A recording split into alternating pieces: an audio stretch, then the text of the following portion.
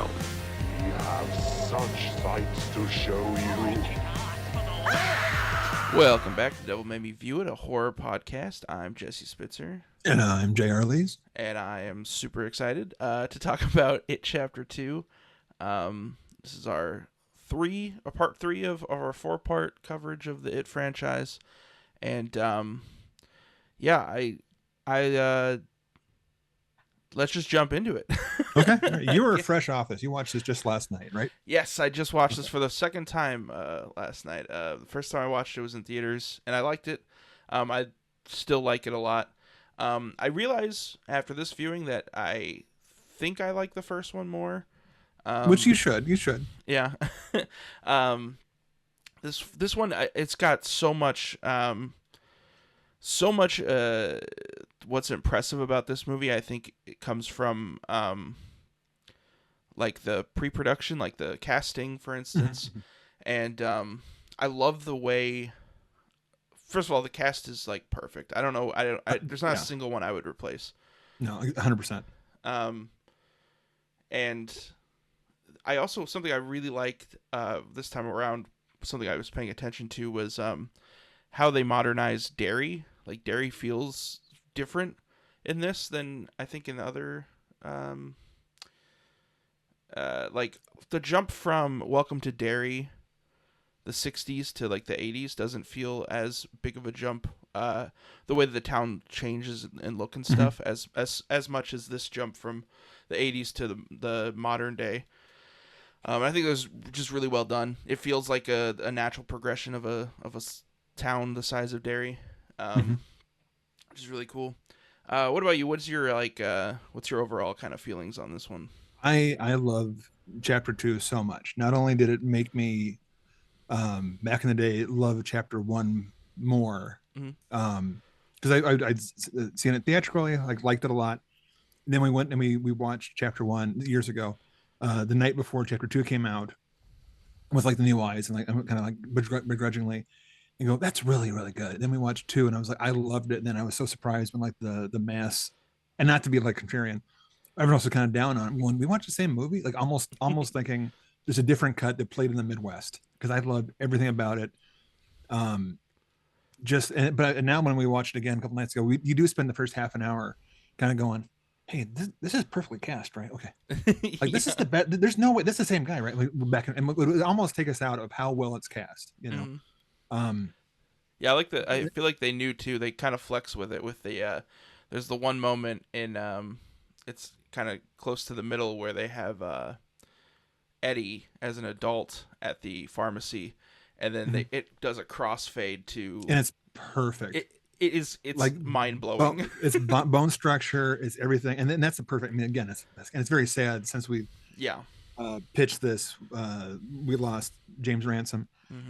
Which was one of those, in the world's on fire, but I was just like going, oh, and I would go into it, then get very sad. And so we're going to discuss this, celebrating him for sure. I don't know enough about anything else, but I've never seen as much as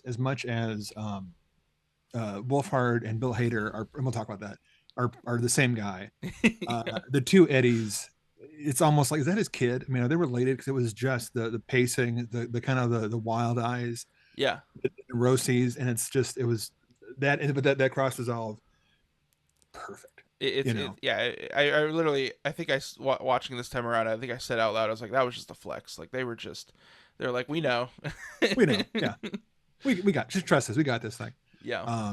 And I remember before this thing came out, by a few months, when they announced it was like almost immediately, 2018, it's already in like production kind of thing, and people were talking about the adult cast was too pretty. And I'm like, okay, yeah, you can be, I get it, but I mean, they're not. I mean, yeah, Jessica Chastain, McAvoy, but I mean, don't, just because they're losers have to be. Don't make it almost like they're mad that you grew up to be ugly. Yeah, not you. I mean, the people complain about it because you're pretty as all get up. But like they wanted to be like an ugly bunch of losers, and I'm like, just let them. They can be. The whole point of the book was that the people that left have very like Pennywise or It gives them the gift of a good life. Like is like okay, if I will let you have a great life, be a writer, or be like the architect, which no one's an architect in real life. You're gonna go off and have a TV show, be a comedian. and that's you'd never come back here again. So it Right. makes sense. It would all be, exceptionally, gorgeous and stuff. Yeah. Um, There's but actually this is a moment when they get separated in this movie, and it's Eddie, Richie, and Bill get stuck on one side of a door, and Ben, Hank, or Mike, and Bev end up on the other side of the door, and it's when Ben is getting, I think it said like "Welcome Home" or something like that, carved into his like beautiful abs. And I was watching it last night with my wife, and I was just like, it's like, oh no, all the hot ones got separated from the weirdos. it's funny because I mentioned the same thing. Oh, hey, there's the Elm Street 3 reference. My wife just goes, "Shut up, abs." Like, what are abs? I don't even know what those are. It's short for abdominals. You don't know what that is. They're in there. Oh man, They're in there. Yeah, I do sit up to get my sandwich, so I know they function. I know it's one of the most talked about bits how Finn Wolfhard got Bill Hader cast. Yeah.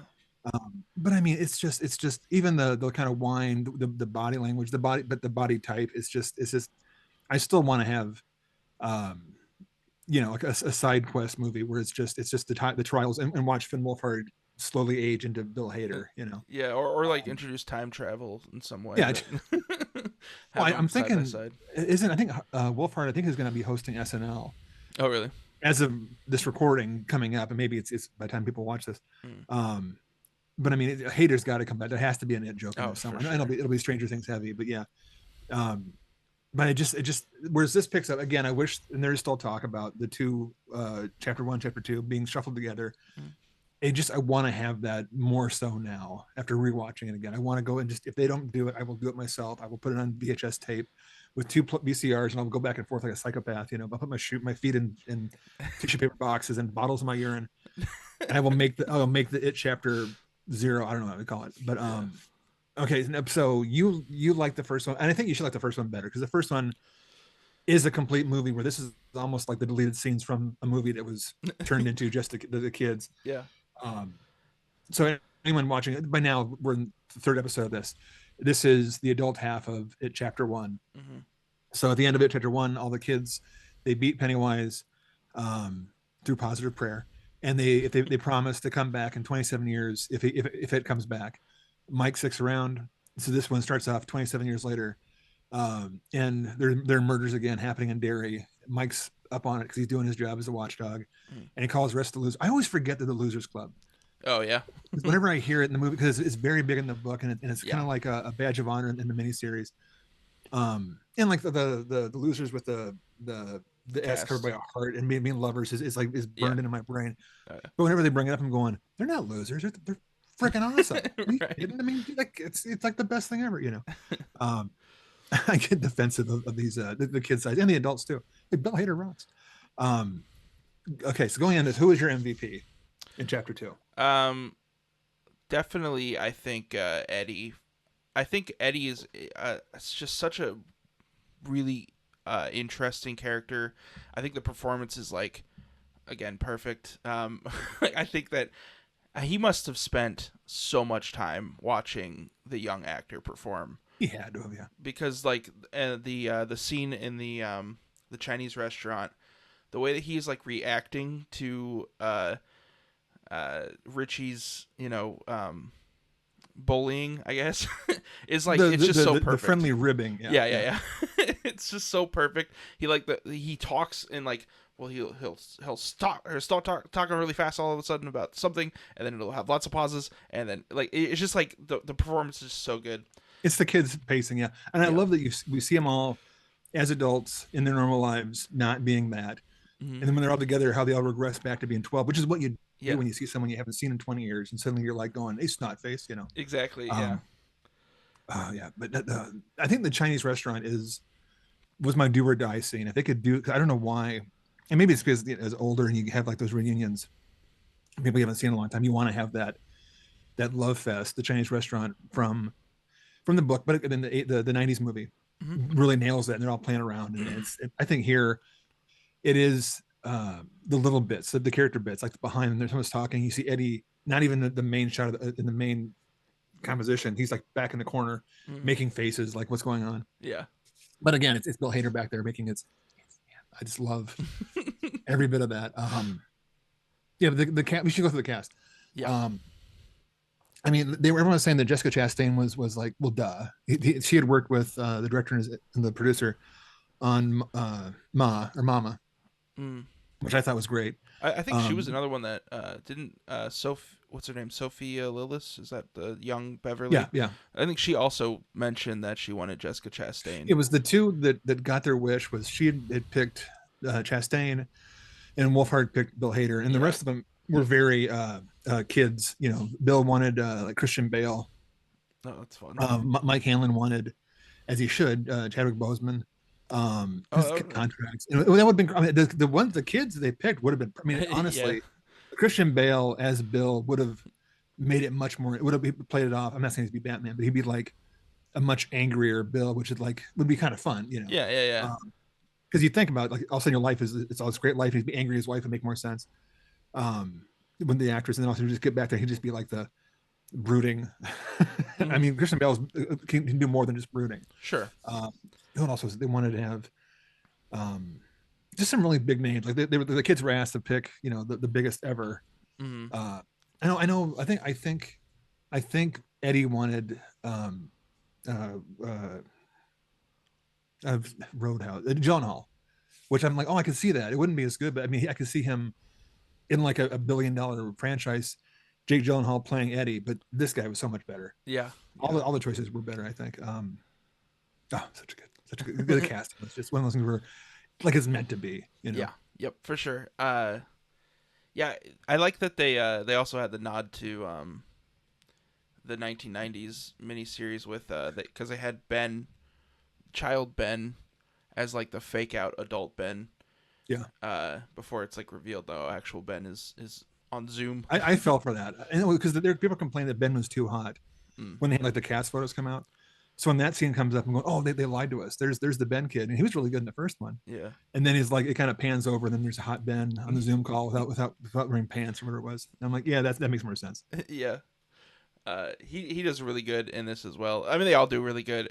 It's kind of it must be such a fun project to do something like this, where it's like you're playing, like, this movie came out, it was huge, people loved it.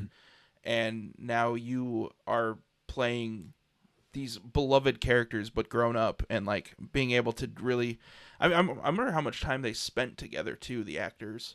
I wonder how much, because the miniseries, they could be on set. They weren't always working together, but I know they had them all work together. There's talks about the interviews they all had. But this one, I mean, the kids had already developed their characters a couple years before that. Right. And you have the benefit of seeing the public reaction to it, too. Like, oh, I loved this about this performance. It's like, okay, well, I got to make sure to include that kind of thing. I wonder how much back and forth they had with the kids and the adults.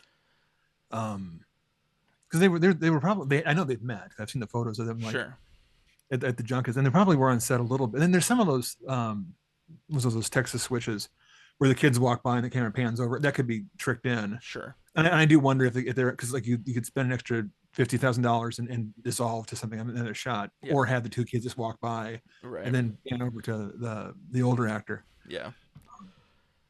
Yeah, but I think the Jessica Chastain in her dad's apartment just brings back the pain of the 2017 with this Sophie kid. I remember thinking before, oh well, you know, because the Sophie kid's more of a tomboy, and the adult's a bit more withdrawn. But then again, you know, years of trauma. Yeah.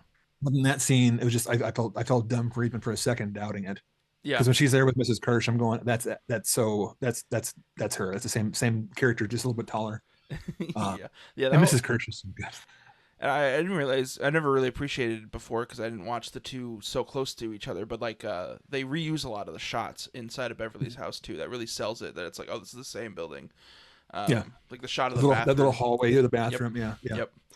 And that whole scene, I love that scene so much. I feel like I'm more confused now after watching Welcome to Derry as to like what is actually going on in that scene, but I do like that scene. It's so creepy, and that the Mrs. Kirsch is just perfect. Like, yeah. every line she says and like the pauses in between and everything. It's just so upsetting. Yeah.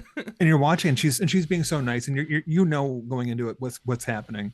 Yeah. But you're still like, but she's offering me tea, and she's smiling at me, and it's just no one smiled in this movie for like the last. It's such a terrible, Yeah. And then, but it's that was part of the trailer, and it was the weird dance behind. So when it comes on, it's like, at least it's not terrible, uncomfortable tragedy from the first movie. It ends fun. Yeah. You jump with whatever the hell she turns into. Oh yeah. I like the everything that happens with Ben in the okay, let me collect my thoughts momentarily. So the first movie, there was a few things that I didn't love. I'm fine with changes and adaptations. I think it's like necessary, beyond necessary at times, especially with something like this. It's like, how are you going to adapt this perfectly? My gripe is when like the changes come and it's like a negative, like I think it's worse than the original. So in the first movie, one of my hang-ups, very small hang-ups, was the like that they have that little breakup near the end. Yeah. And I forgot that like they kind of fixed that in this movie a little bit, but it's like, oh, in those times that we were separated, we don't have those memories yet, so we need to like recollect those. Which, I mean, it's an excuse to kind of make this series of vignettes that are really fun, and I love them all. But I like that they were able to kind of fix that and like turn it around and make it into like a part of the plot. Mm-hmm. I think this movie.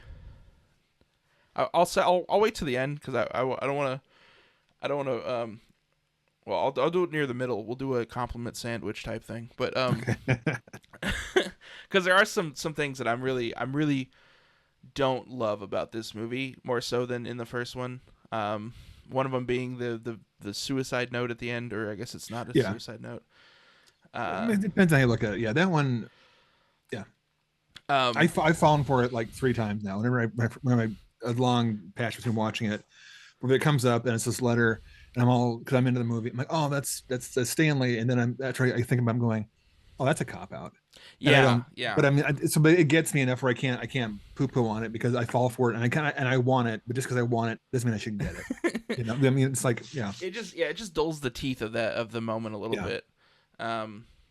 But outside of that, I think that I like a lot of the changes that come with this adaptation.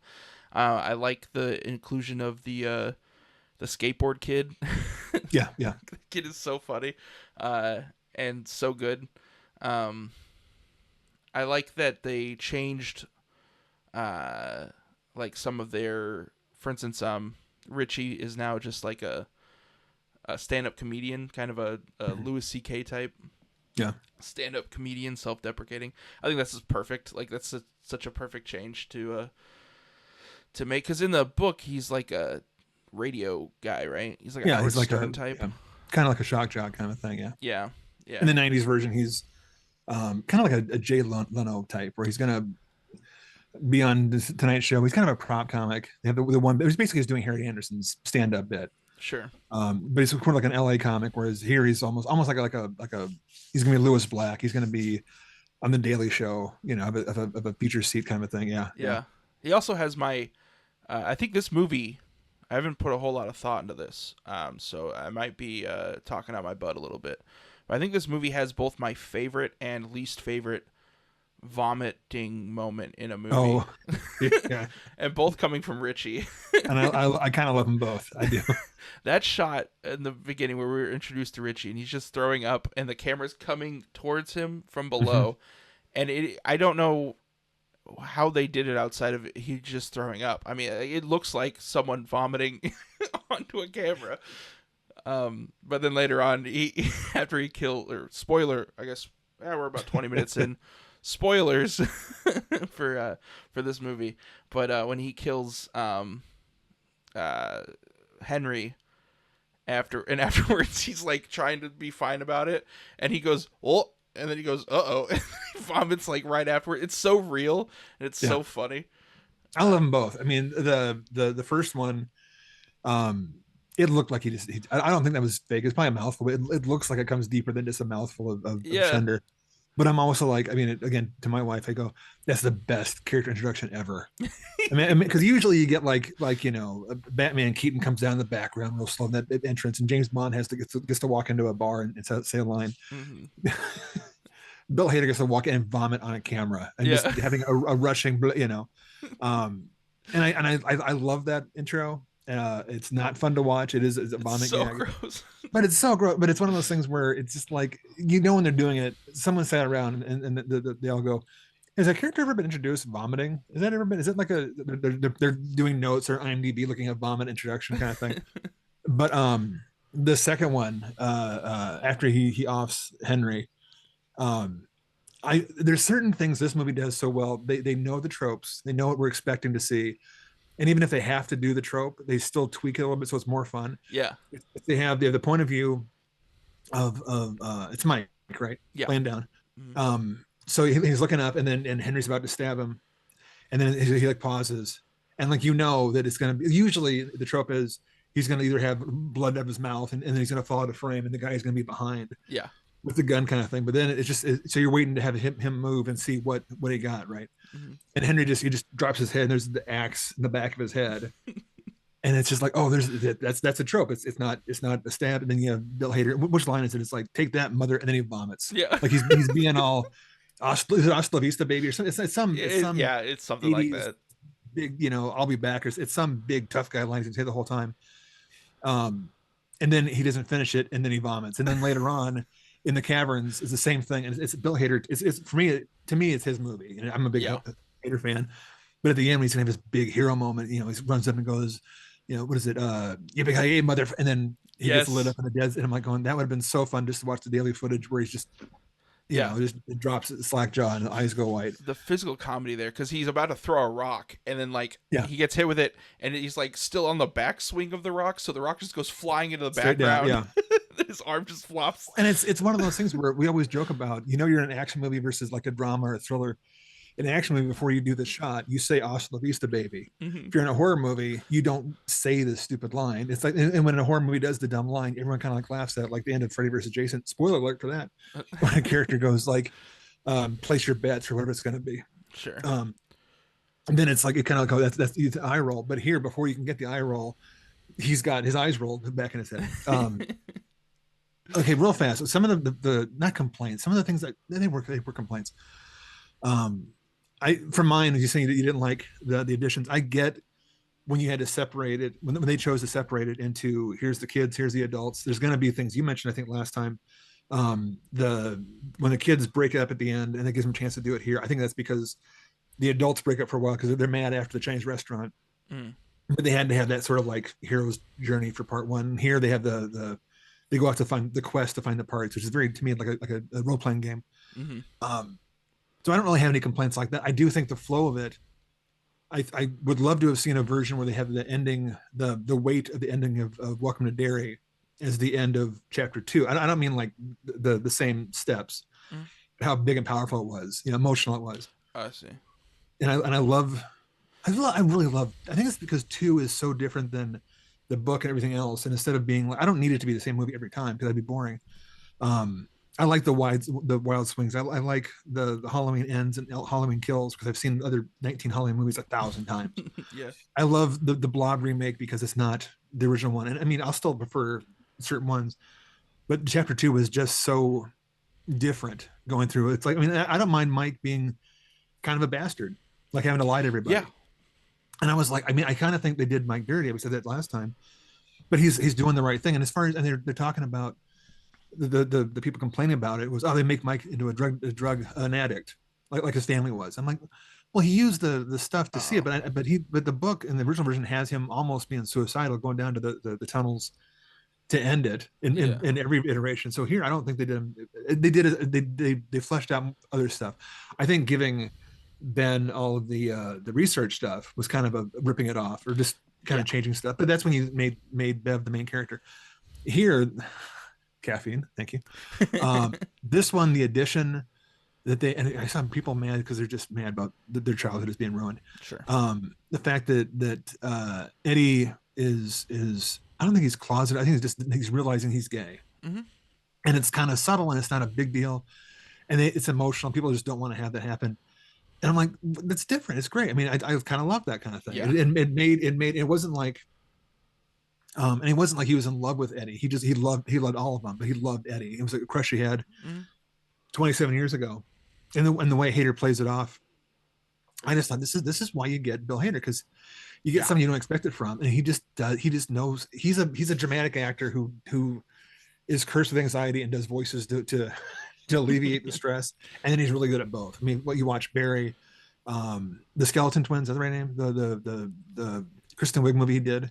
He's really good in that. Kind of, it's worth watching. It's not scary at all outside of some lip syncing, but it was one of those things where when the first time I saw it, I was like, I didn't know it was coming, no pun, because I'm just watching it. And it's a lot of fun. And then, but the shirt that Hader wears, my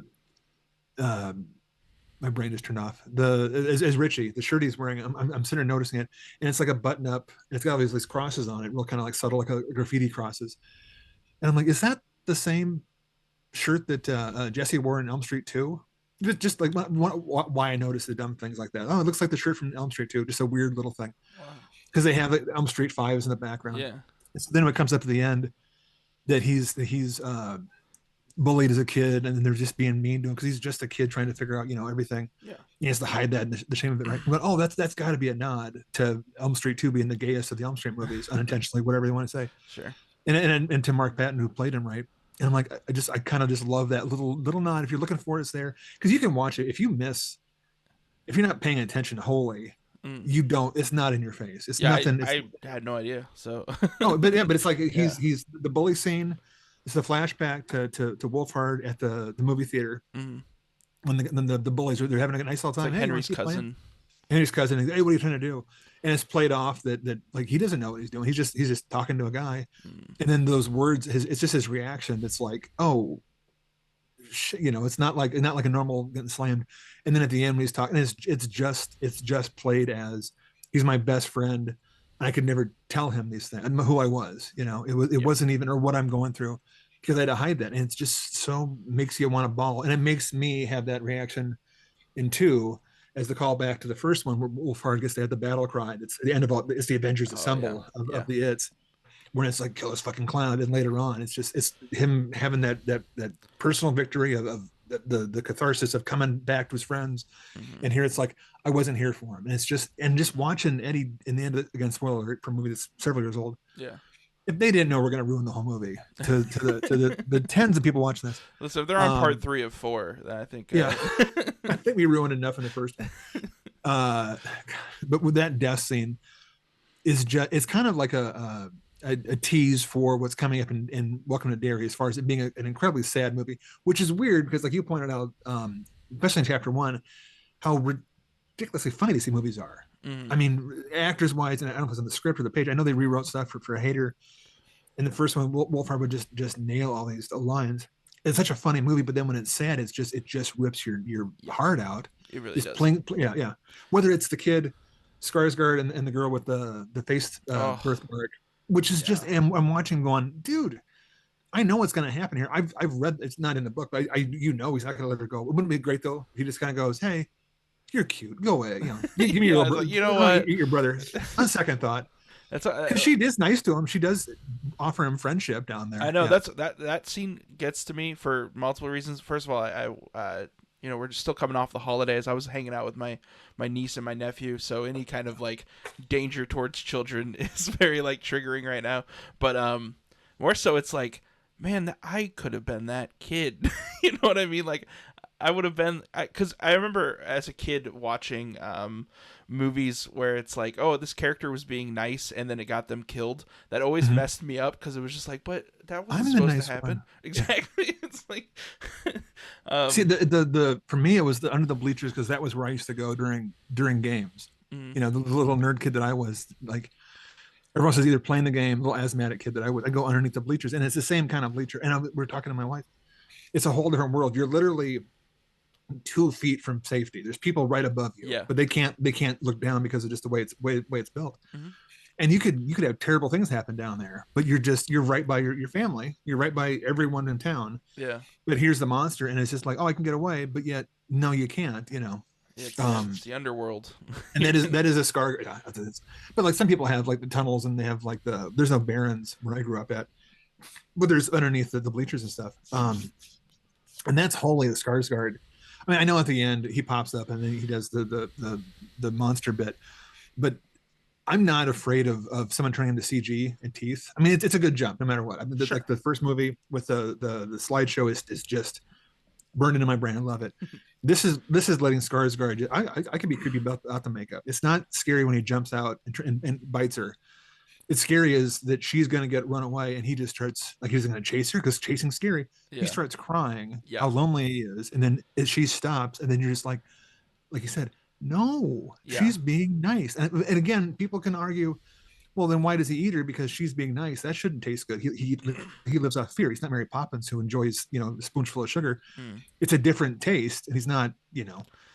But it doesn't matter. That's it for the audience. We haven't had a scare in a few minutes. We need to have a big boo kind of thing, and it works so freaking well. Well, I think it also kind of works in character with him being kind of like a manipulator of fear and things, because he uses her insecurity of her birthmark so perfectly, and it really is. It's just like, yeah, like any good-hearted child, minus the fact that it's like there's a creepy clown and that he looks the way he does, but like there's a thing that's sad because it doesn't, because it doesn't, like, obviously it's something that she can relate to, and it's just so well done and so creepy. Like you said, it's like, it's not scary in that in the way that like he usually is. It's creepy in like a whole new way. That's just like, it's so gorgeous because she has this little mark on her face, which shouldn't be. She gets teased. Yeah. And she doesn't know, it's just her face. She doesn't understand why people tease her. So him being all sad because she just sees it, because a minute ago she wasn't really afraid of him. Yeah. So him being all like, oh, they make fun of the way I look, and then she's like, you just look like a clown. Like, it's not. She doesn't understand that he's scary. The comment thread somewhere pointed out that it only works because in this world, the multiverse of Earth, I spit across the room, because there is no book of it. There is no miniseries of it, because this is the first time. So no one's afraid of clowns yet. That's so the little funny. girls, if she existed in our world, she'd see him and just grab her little pants and then run and then she would yell "stranger danger," clown down, whatever it was going to be, and then they would just come in and finish him off. Yeah. Just like, awesome. that was really funny. Yeah. Like that's a good point. It's like when they also say, well, why did they just unplug the projector in the first one? Like that's gonna work. I mean, it's not gonna. Oh no, he hadn't thought of that. Yeah. Pennywise is just like, dang it. And they found my weakness, direct current. You can't have it a book the first time, for God's sakes. Yeah. Oh no. How'd you feel about the Henry Bowers here? I remember the first time I watched it, I was like, is this too silly? Is it, because like when he breaks out of is it Juniper? Juniper, yeah. Yeah. And he gets in the car and he's like, punch it. They drive off with zombie Patrick driving the car and stuff. This time around, I love it. I think it's so fun. I think that his performance is really good too. If they ever were to like remake the first Men in Black, I think this guy should play the alien cockroach guy. Oh, I can see that. I could totally see that. Edgar. Yeah.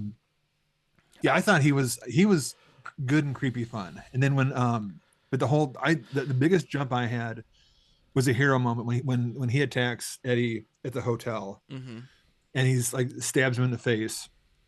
And the reaction, because again, it's not a movie reaction where he's gonna like fight it off or he's gonna shock so and die. Good. And it's just he's like doing that, and it's like, and they make sure they do it just enough where he's like, it's not in his skull where he's stuck. They make it entirely correct. But then 8 seconds later, when suddenly he gets stabbed and it's through the shower curtain, so I'm waiting for him to fight over it. I'm like, well, duh, I'm so dumb. I would have been. I'm waiting to see them pull the curtain down and then keep fighting. And Eddie's like, no, it's a shower curtain. This is. I love that bit. Yeah. Yeah, that's why I love yeah, that the whole scene in that bathroom is so funny. Yeah. The way that he's just like kind of like laughing along with with Henry as he's like closing the blinds, like, yeah, all right. I didn't see that. Yeah. Yeah. Well, and to me, being like a non-confrontational kind of guy, all again, it's a movie about a clown from outer space who can is a sea turtle and all the whatnot. Sure. But I found all the adult stuff so realistic because, I mean, I've seen McAvoy. He's one of the X-Men. Hader's Barry. He's like an assassin. Mike is the Old Spice guy. Yep. He's a big buff guy, right? Yep. And then Chastain was one of the war movies, and obviously from like another X-Men movie. I've seen them all do like big fight scenes and stuff. Even Eddie from Sinister, like he's a town sheriff. I see him in all these kind of things, but in something about the way they played it off. We're a bunch of dumb adults who maybe play video games once in a while. We've all seen Fast and Furious many times, but none of them are like used to actually, and they've forgotten all about how terrified Derry is. So they all kind of turn back into kids.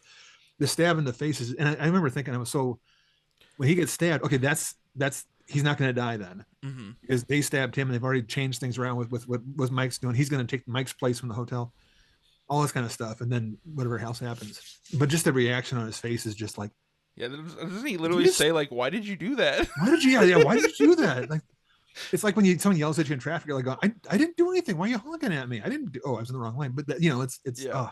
And then that scene goes one step further too with making it funny. On his way out, he tells him like, you cut your mullet or something. Like he makes fun of his hair. It's like, I feel like the first time I watched this movie, I probably was like, all right, like we don't gotta go that far with it. But now I was just like, it's so fun. I don't care. But to me, it's like it's a callback to the kid version. The kid version would absolutely say that. For sure. But if you stab the little kid in the face, I would never forgive the filmmakers. Oh my god! I want to adopt that kid. I want to buy. If he's coming to the house, he needs to be. Yeah, he needs to live in Canada where it's safe. And he's like, if he's selling door to door reeds, I'm buying all he has. Whatever it's going to be. Yeah. So, but when the stab in the face, I totally see the kid. Like enough to where I almost want to watch it again. They put the kid's voice in there, but it was just such a, I think, such an in character kind of thing, and all the it's just Once again, Bill to me, McAvoy's great. McAvoy, you introduced me to Speak No Evil, which I still consider McAvoy's movie more so than he's a Centaur or the X-Men or anything, or even he's great. He's a Split. He's not Split. Yeah, Split. Yeah. Yeah, Split. Yeah. I think it's Split. He's such a good actor, but in here he's not given a whole lot to do because Bill is kind of. I mean, the stutter was great. He made me stutter for the whole night after watching that, which is usually when someone fakes a stutter, I'm like, hey, come on. Yeah. But I'm going, okay, I got to watch how I talk now. I'm going to get caught up in it. And again, it is so sad that we lost, the actor who played Eddie. In the middle of us talking about this, I would have been, and I don't want to, I know nothing about it. I don't want to look it up. Yeah. Because I just none of my damn business. But it sounds like it's a tragedy. Like the guy that it's one of those things where I enjoy his work in this movie and Sinister. I'm a big fan of both those things. It's good because of him. It just feels like, oh man, just nothing. Great. Yeah, I have no issues at all with his performance. I think my only problem with Eddie as a character in this movie is a little inconsistent about his bravery. They kind of like give him, because he's the only one during his one-on-one encounter with it who's able to like actually start to overpower it to the point where it has to have that weird edit in there. But I love that. It's so bizarre. When people say guilty pleasure, I usually say, if you enjoyed a movie, it's not a guilty pleasure. If you enjoyed Sharknado, just enjoy it. Don't say it's not guilty pleasure. Sure. That moment with the song choice when he's fighting off the leper, I know it's not the right choice. I know it distracts the movie, and I know it makes no sense, and I don't know why it's there, but it makes me smile. It's there for you, Jason. It's just for me. It was very, very nice of them to sit there and go, we're going to buy a needle drop. Why? There's this guy in the Midwest he's gonna love it. He's not going to understand it, and he's going to sit there every time it comes up. He's going to smile and just say, Spitzer said it's made for me. Okay, I'm included in one conversation. I just don't get it. It's like when I watch this big my passion subgenre is giallos, jolly. I don't understand them. I don't get who they're made for. I don't the logic behind them, but I just love them all. I don't care what animal has what thing with a bug in a fashion show. I just love all my Bob and Argento. Yeah. I don't get them. I just love them. I don't know why Muschietti's put in that needle drop, that song in the middle of a fight on a you know. Yeah. It's just Yeah, that's very bizarre. But yeah, thank you for it's just for me. I like it. that scene, because it starts with him trying to rescue his mom, but he's too afraid, so he runs away. And then by the end of that scene, he's fighting it back. So he kind of has that moment of like empowerment. But then when they get back to Neibolt Street, he's back to like they kind of give him that moment twice. It's kind of bizarre. I don't know if it was like something happened in the draft or what. I don't know. It's just kind of an odd thing that I noticed. I bet you, looking at the pacing of it, if it was to be one movie, I could see that the whole bit with the basement and the mom being added in. Okay. Yeah. Because if you think about it, I know there's bits with him in, like, I think in the novel that there's no going around finding totems. There's none of that stuff. So it could have been that his overcoming his fear was as a kid, and then it comes back at the end because he never really has a brave moment after that scene, right? In the book wise, so it might have been to give him to flesh out to make it a movie, to give it another bit like that. It's like all the stuff with Bill and the taking the bike through town early on that should have been, not what it was. I still think that's his I love the bike. Yeah, but I'm like, no kid in the 80s had that bike, didn't get his ass kicked daily for having that bike in Pro Thunder days. Also, it feels weird that they have the bike in here because it doesn't really go anywhere. Because in the book, he that's how he revives his wife at the end, right? He rides the bike down Main Street or whatever. And it's important because they had the scene with Stanley. Yeah, with the bike so fast. It's the thing about they can believe in it. Mm-hmm. And I thought when he was getting his totem, his bike was the totem. Yeah. And it makes more sense to be Georgie's little boat thing. Sure. But I'm like, I remember thinking, I think the bike goes down the tunnels with him. Is he going to take like the pom pom, I don't know what it's called, and the bike, some part of the bike is going to go down. I was thinking like the bell or something like the. So that would have been great if you had to bring the bell and it could have made Pennywise retreat. That would have made sense. But I love I never thought about it the first times I watched this.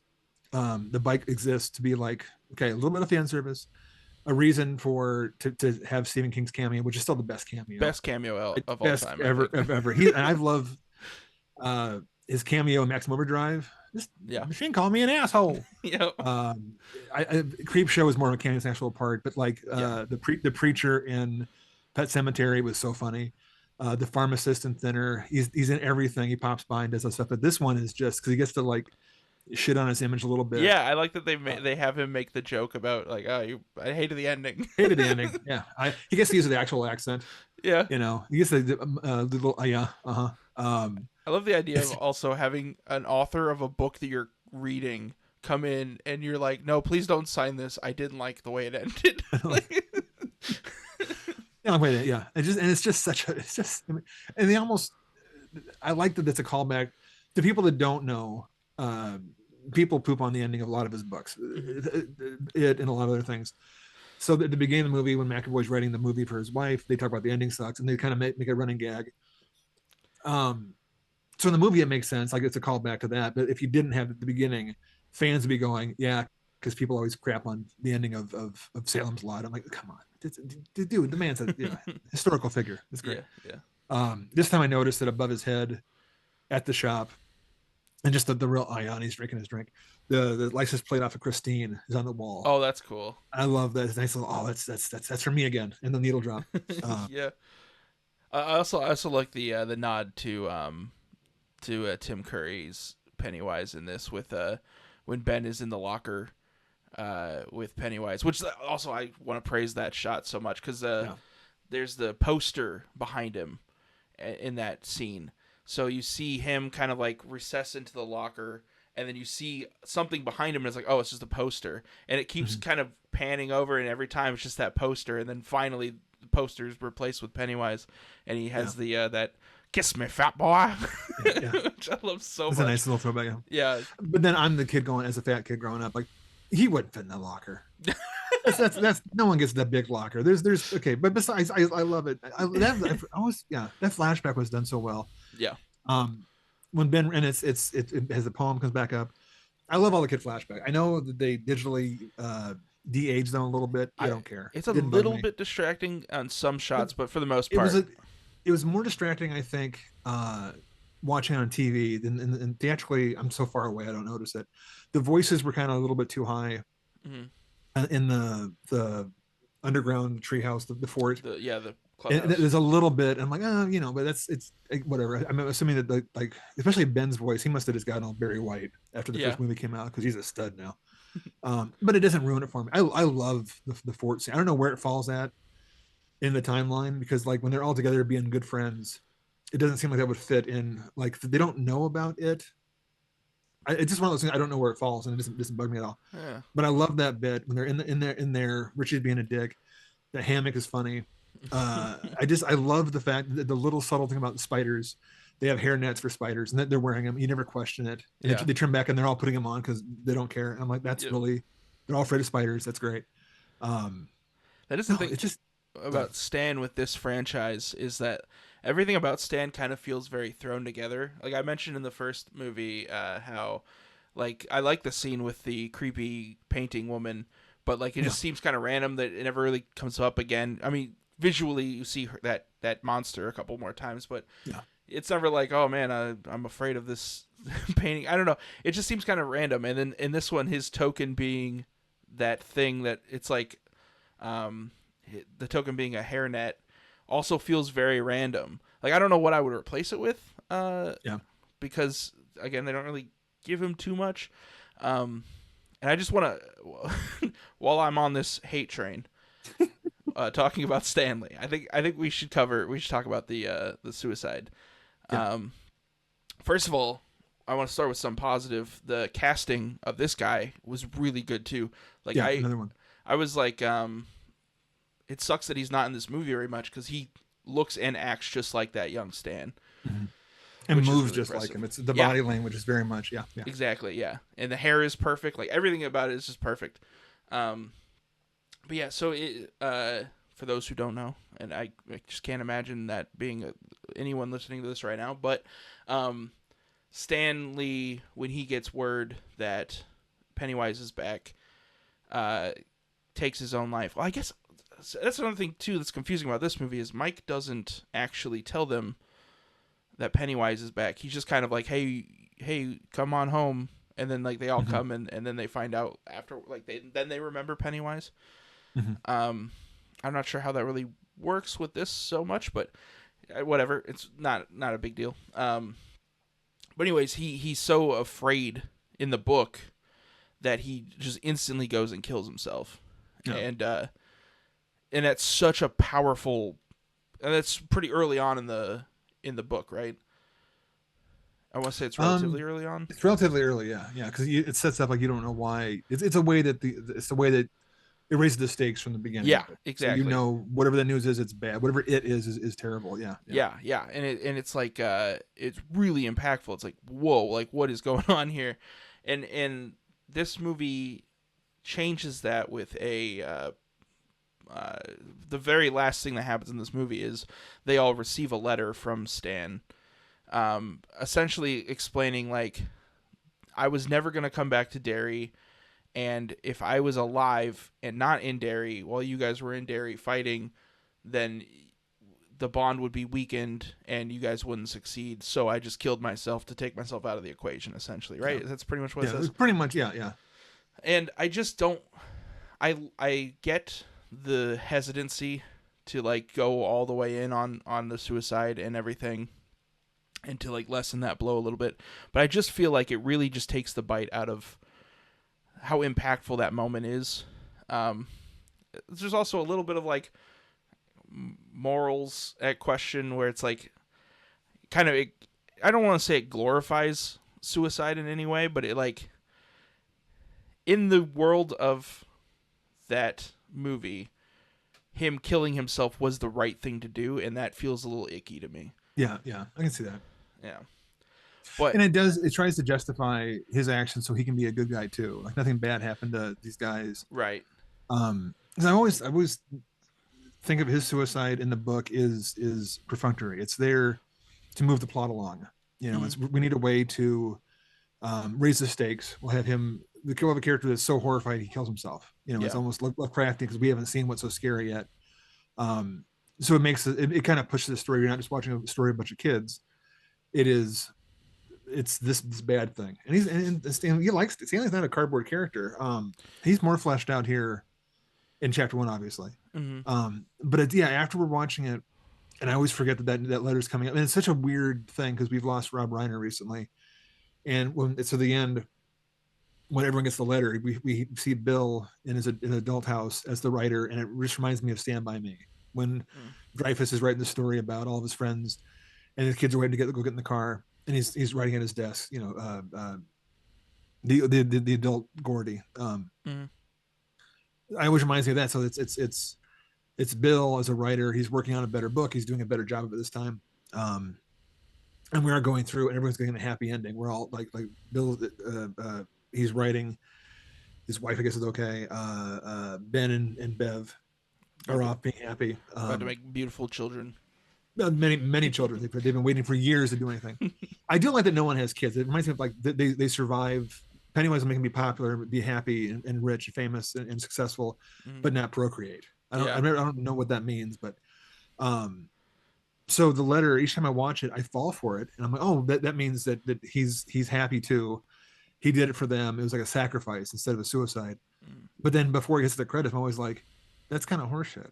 You know, Right. it's like it's almost like the filmmakers here are apologizing that the King did that all on first name basis. You know, it's like they're apologizing for the story that they were given doing this and trying to justify why, like you said, justifying it. It's like icky, but also it kind of lessens it a little bit. Yeah.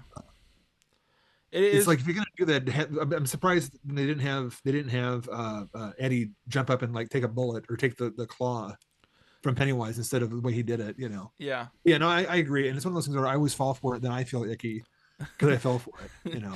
Yeah. It's such a forgettable thing too. I can pretty easily just kind of sweep it away. Just like, you know, I get it. I'm sure there are people that like this movie who would like this movie less if that part wasn't there. Yeah. So, you know, maybe it's good for just for that situation, but I don't know. For me, it really kind of takes the bite out of it, and I think the ending is so good outside of that. Especially we were talking with I don't even know. I feel like you can't even really call it undertones anymore. The homosexuality stuff going on is really, really well done and really beautiful. And I think that Bill Hader's performance, him breaking down in the lake, is so heartbreaking. Like he's just so not okay. And it's just like it hurts to watch. Well, and especially if it had been another actor who's very good. It was someone we didn't know, but we've got years of watching Bill Hader be a funny guy. Right. And for him to break down and cry, like it's like they're looking at Richie, we're looking at Hader, and we're like, oh, he doesn't cry. You know, that's exactly Bill Hader. Yeah. That's Richie Tozer. Smash Mouth doesn't break down. This is, and it makes you like really kind of That was the meme everyone shared after the actor passed of that scene. That's actually how I found out about it. When I saw this, and above it was the actor's name, R.I.P. And I'm just like, well, what the fuck's this? And it was that bit, but it's a perfect moment, and it does. Yeah. It's about I'm depressed. Thanks a lot, Jess. I know. All right, let's get back to the positive. All right, those are my only complaints I think with this movie. I think everything else is just so fun. I think another complaint I see is that it goes on a little too long. For some reason, with this franchise, I want more always. Like it doesn't ever go on too long for me. I think there's just so many fun little scenes that are all just kind of. We didn't even talk about the weird choices made when adult Richie is confronted by Pennywise when he's on top of the statue and he's like floating down, and then the colors all get weird and like the grass becomes blue and stuff.